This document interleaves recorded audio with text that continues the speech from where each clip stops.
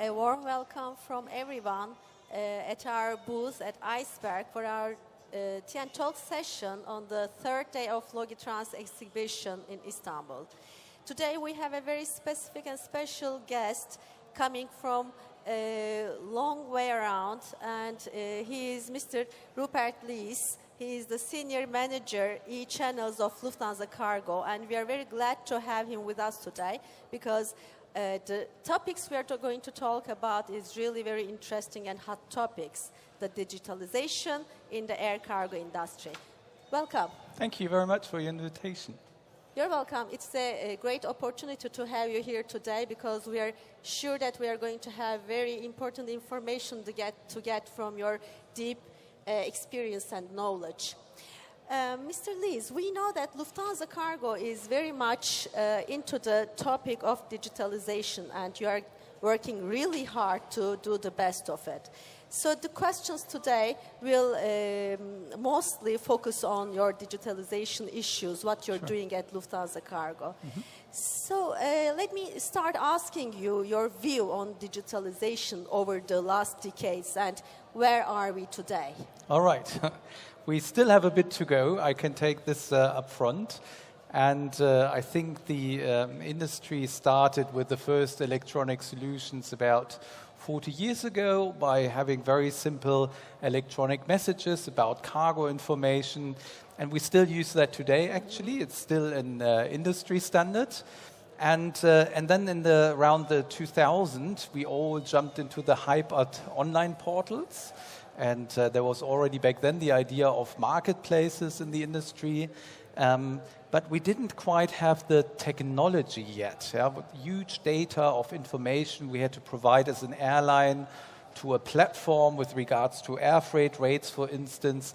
And the technology was not ripe enough to deal with this huge amount of data and information. So effectively, it didn't come into place. The carriers started to develop their own websites. And this is pretty much where we today. We have some online portals which provide, for instance, rate comparison for our customers. But even the data in there is offline. It's just copied rate sheets into these platforms. There's a lot of online information on the carrier's website. But essentially, it's very difficult for a forwarder to find out for our customers. And I think it's same true for the shipper when he wants to ship something with the forwarder, what the information is, and to get a quick and comprehensive understanding of transport solution, of prices, and so forth. And this is why we're still a little bit stuck in where we were basically, partially still 40 years ago. And our prime channel is still the telephone to some extent in the industry. That's right. Right, you're very right. We have come quite a long way since the 80s, 90s, but it seems to be very rapid that all industries are now trying to get adapted to the digitalization processes. So what are the current digitalization trends that you see in your companies nowadays, in your company as Lufthansa Cargo? What I see is that we really have various opportunities. First of all, the discrepancy between what we experience in our daily life as members of the industry when we use our smartphone and to how we interact in the industry, this discrepancy is huge. Yeah? And we cannot keep this gap any longer so widely open. So this is why we start really tackling it now. Yeah? And we see great opportunities in the speed when it comes to providing information and data services. For the transport, it's very fast to be much faster than having an airplane. But where we can largely improve is in all the processes beforehand and afterwards. Yeah? And as in many other industry, data transparency will be key, because sharing information and giving us, for instance, as an airline, information about shipments as early as possible will help us to plan the transport much better. It will take out errors out of the system. For instance, a concrete example we are working on is an electronic form of the dangerous goods declaration.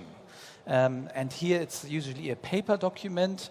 And if the shipment changes on the last minute and the forwarder brings this to our premises, we cannot transport it or accept the cargo because the shipper declaration is wrong. What we do now is working with IATA on a real cloud-based solution. It's not a PDF. So if something happens last minute, the shipper has the chance to adjust this declaration in the cloud. And when we accept the cargo, this shipper declaration is correct. Otherwise, we would have left it maybe for a few days on the ground. And this is where we can prove audit quality. And as I'm working in sales, we are much better now to provide this comprehensive offer of a transport solution to our forwarders and our customers, which in return will help them to be much faster able to also quote towards the shipper. And this is what takes today maybe 2 to 3 days sometimes, and this can be reduced to really a few seconds. Yeah. Well, that's great to have such a shortage of shortening the terms, and I'm sure you are doing quite a lot to achieve these things. But what are the other challenges that you are mostly facing with the digitalization processes? There's 2 aspects to it. First of all, it's really getting hold of the technology. And I think it's true for the forwarder transport manager systems, their IT system and the carrier's legacy system. They are pretty static and difficult to change. And it's really challenging to take up these new technologies that allow us in a more flexible way to exchange data via, for instance, API gateways. That's the interfaces you use when you use Google and when Google is gathering information from different websites. These are the API interfaces. They have to come into our industry and be connected to our back-end systems so that we're able to exchange information quickly. And the second aspect is scale. And scale, we need a lot of volume. Another concrete example, again, from the electronic airway bills. So the more we get, the more we are able to really use that data up front to also check is all information correct. And we can do the check of the paper document, which is now electronic, also up front before it arrives the cargo at our premises. But to have a real substantial process that we can establish and have people check those electronic messages, you need scale up front, and you need a lot of volume so that you can really start benefiting and work with this data. And this is where we start to reach now in the industry, from my point of view, that we really achieve these scales. And it's also when we talk about online portals and platforms, for instance, where forwarders can see air freight rates and compare them, you need a lot of participants of the carriers in these platforms so that you add value for the forwarder and he has a wide range of airlines he can compare. So also here you need a little bit of volume as well before you can really get the benefits. Okay. So what about your outlook on 2019, on very short term? What do we expect in the very short term? What's your outlook on the next year already? I think we will actually, as I said, actually do get first real true benefits from digitization, and this electronic dangerous good declaration is just one first example. But what we see is also we are working on these new API interfaces where we can manage our data electronically in a better way. And we are working on a very comprehensive offer and booking service.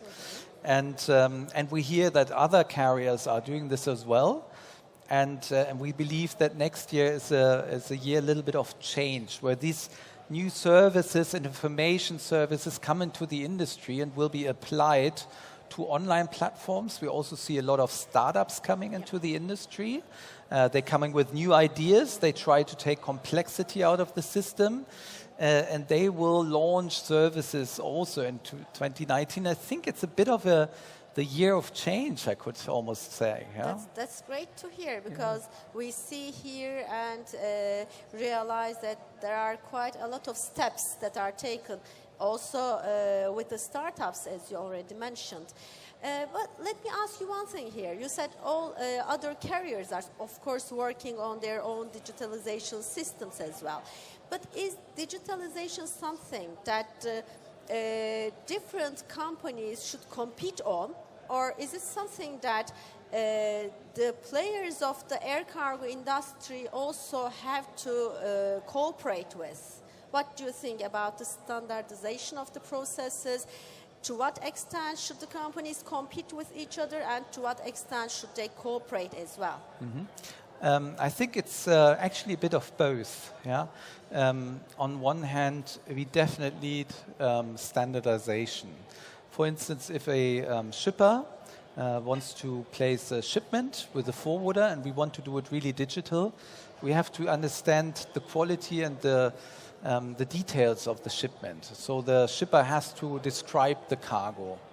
And we have to be able, in the industry, that we all understand these needs and translate them into a digital offer and transport solution. And for this, as carriers, we have to be, to some extent, comparable.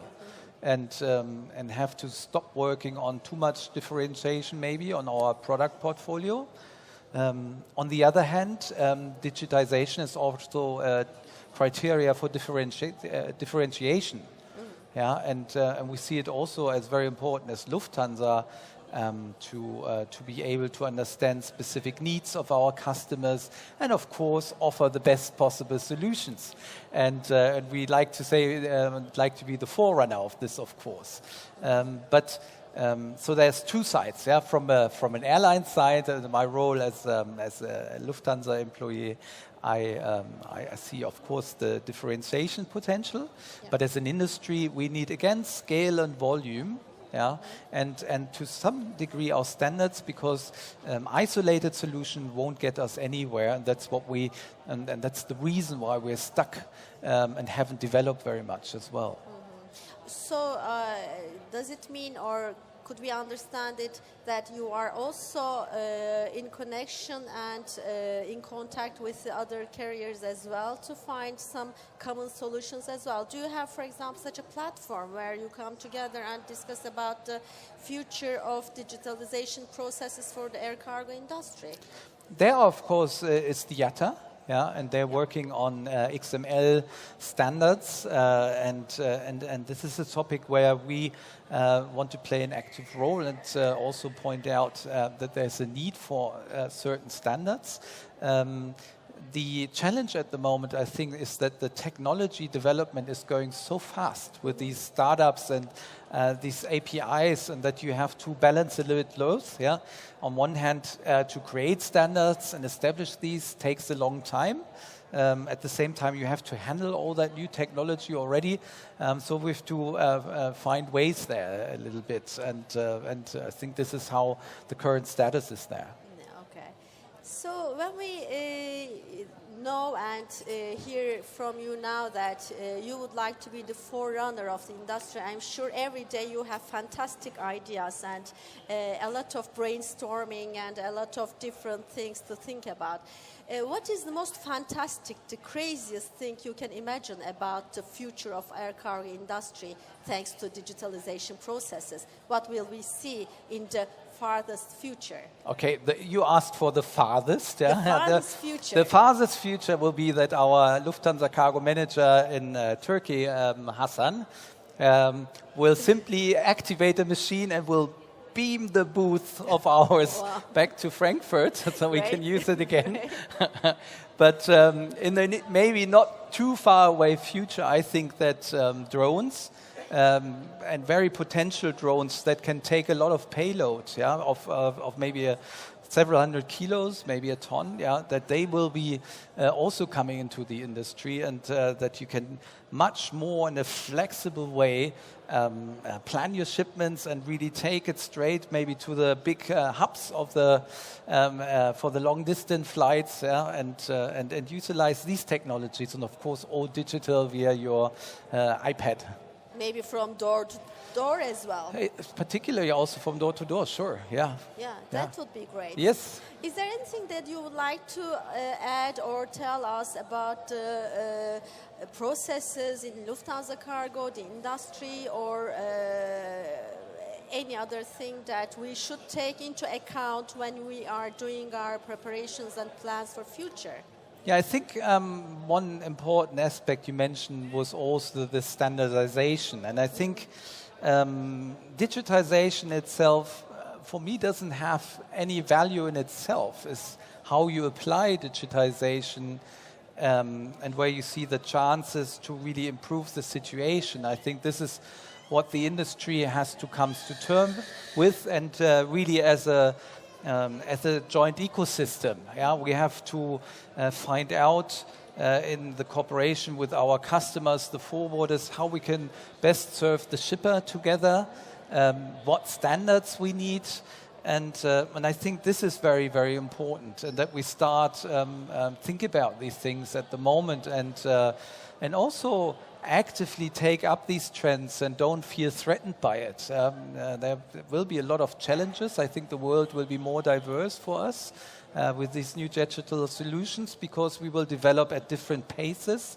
Some markets will adapt quickly, some markets will adapt slower, and we have to handle this. This will be challenging, I think, also as an industry, and this is why I think it's very important to stay in touch and also listen closely to each other and to understand the needs, so that we really are able to evolve as an industry here. Mm-hmm. Okay.